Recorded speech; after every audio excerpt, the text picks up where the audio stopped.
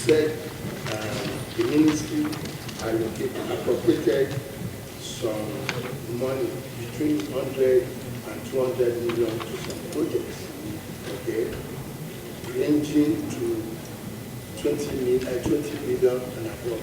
However, last year, sir, or this year's budget, you, in your submission last year, you said that the low-hanging fruits of most of these projects will be captured. Yes, I want to commend you for the projects completed. However, there are still many projects that are low-hanging.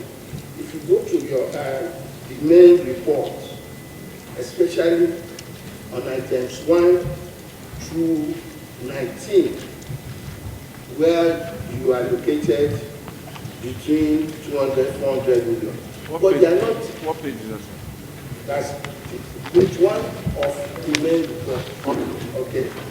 Where we appropriated between 200, 400 million. Most of these items, they are not utilized. Despite the fact that they are low-hanging fruits that you can even pay the contractors. So, then 2, yes, I want to commend you especially on FEMA. Last year, in 2021, we allocated 14 billion. In 2022, I noticed a jump to 64 billion, which is really, we appreciate that, because most of the roads, because the kind of complaints we get, especially that once you complete any new road, automatically they are handed over to FEMA. So there is a lot of pressure on them.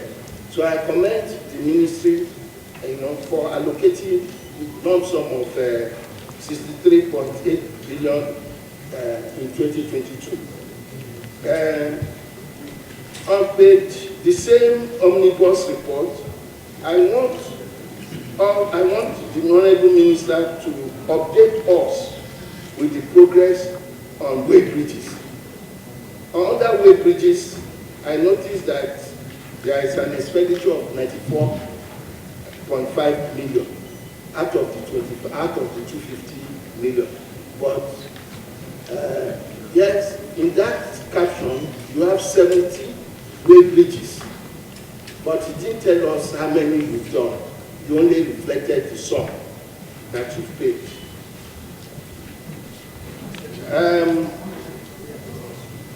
On page 7, on page 7, sir, item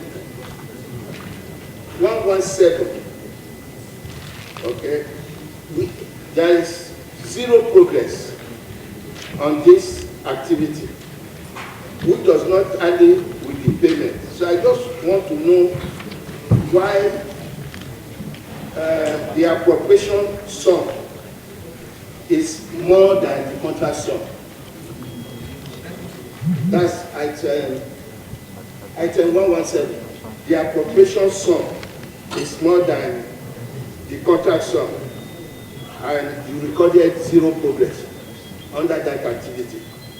And we have some like that. 116. Then on page 8, Professor, yes, I'm rounding up. All right, I'm rounding up. On page 8, sir. See, I just want to know which section of Apapa Oshodi you captured Apapa, the construction of Apapa Oshodi twice. We want to know which the second that's on item 129. Which section of Apapa Oshodi Expressway are you referring to on 129? And finally, okay, let me stop there. Okay, last road. The road was actually awarded in 2010. So we inherited it. And it was awarded in 2010. So we inherited it. And there are many. So the certification you see is an accumulated certification over the years of work done. So there are records that I can't alter, and there are records that I'm bound by. But happily, there are a lot of professionals in this industry, in this committee. So if you have built a road in parts or in full over 10 years, you will expect that there will be some level of depreciation. And of course, the basis for even intervening in the road in the very first place to say go and repair or rehabilitate it meant that it was in some place condition of disrepair. If you don't conclude and close up with binder and wearing costs, clearly all the elements under the pavement will continue to deteriorate. Of course, the contractor and us are now facing the issue of rates. So the amount and the issues like pricing, exchange rate for imported components have all gone in the other direction. So that is partly the explanation for that. But perhaps more profoundly, sir, perhaps more profoundly is the fact that, as I said, the number of projects are increasing. And all of us must find a way to come to a consensus, because our revenues are not increasing at the same exponential rate. And what we are seeing every year, and I will come to that point in answering Engineer Jones, is that we appropriate for a very token amount for a project of certain quantums. And then once the award is done, the question of financing becomes a challenge. And with inflation and everything, there must come a time when we can say, and I think that time is now, Mr. Chairman and honorable members, enough of new roads and new projects. Let us concentrate our limited resources to complete or progress some of what we have started. So in terms of solutions, sir, that you ask me, I would be happy. There are a couple of roads here in Osun State, okay, and we can't finish all of them in one budget cycle. If the parliamentarians from each state come together and say, this is one priority project for us, and decide that, okay, let us move even our zonal or whatever intervention projects, because they exist, to say, this is what we want to achieve. And it's an honest conversation we must have. So that is one solution. There may be others. And they include also finding ways to increase the revenues of government. Because some of the ways that these have been supplanted has been borrowings, a deficit budget, and they have become a matter for concern in the public space. So I leave it there. With regards to the question by Honorable Kabiru about how we propose to finance the outstanding certificates. First of all, let me say that we do not control what we get as a ministry. They're a function of the fiscal strategy paper, the medium-term expenditure framework, the oil revenues benchmarks, global economic predictions that come to you from FEC. And your approval forms the basis for then saying, this is what the country will spend.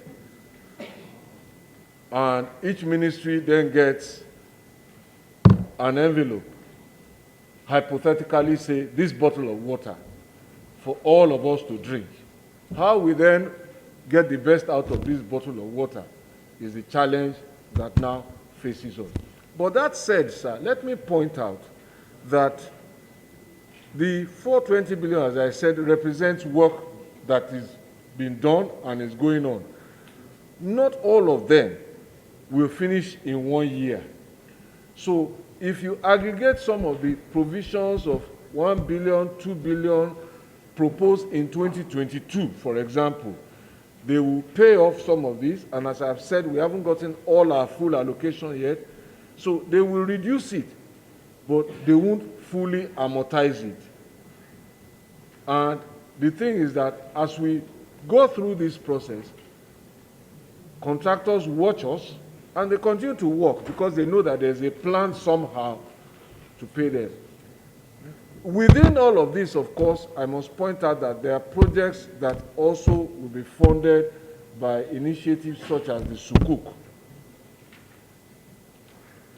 which is still being developed. So it's a rollover, pay what you owe, and then more work is done, because truly and honestly, if the contractors were to stop at the point that we had paid them, we would not be able to report the kind of success or progress that Chairman himself and the committee have alluded to. Now, to the first question, which section of Apapa Owuru? The section of Apapa Owuru there is section 2. That section is a section, I think, between, somewhere between Tinkan, Beachland, and Sele. You will recall that when we did that road infrastructure tax credit then, that section was done as a flexible pavement with asphalt. It was done with asphalt. It was just completed, I think, in 2015 or 16. No, 2015, just around the time there was a change.